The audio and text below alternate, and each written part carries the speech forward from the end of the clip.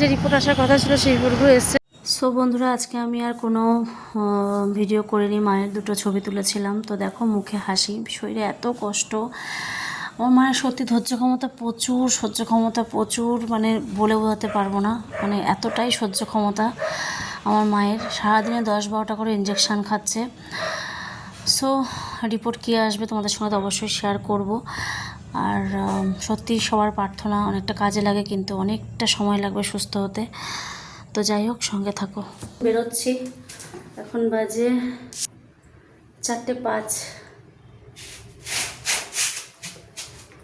5টার মধ্যে ঢুকে যাবো আশা করি হসপিটালে। তো চলো, সঙ্গে থাকো।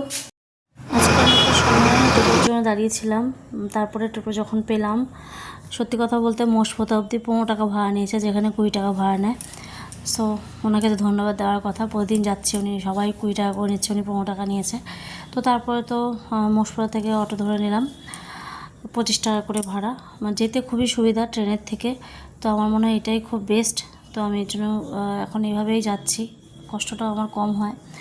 সো দেখো চলে এসেছি, এখন আমি হসপিটালে ঢুকবো। তো চলে এসেছি অনেক তাড়াতাড়ি। তো চলো, সঙ্গে থাকো বন্ধুরা। তো বন্ধুরা, এখন বাজে 6:31। তো ভিজিটিং আওয়ার শেষ। তো আমি বাইরে বসে আছি, ডাক্তারবাবু দেখবে, তারপরে আমাকে বলেছে ওয়েট করতে, তারপরে জানাবে সমস্ত কিছু। তো জন্য ওয়েট করছি, একা একা ফিরবো তো, শরীরটা বেশি একটা ভালো লাগছে না, তাই হোক ওয়েট করছি কখন আসে দেখা যায়। ডাক্তারবাবু আসবে, দেখবে, তারপর ডাকবে, সমস্তটা বিষয় বলবে। চলো। সো বন্ধুরা, এখন বাজে 7:02। তবে হসপিটাল থেকে বেরোলাম।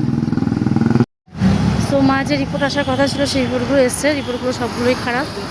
তো এখনও 4-5 দিন যে অ্যান্টিবায়োটিকটা চালু করেছিল সেই অ্যান্টিবায়োটিকে কোনো কাজ হয়নি, নতুন করে আজকে আবার অ্যান্টিবায়োটিক যোগ হচ্ছে। তো 4-5 দিন আরও সময় লাগবে, আবার পরীক্ষা হবে।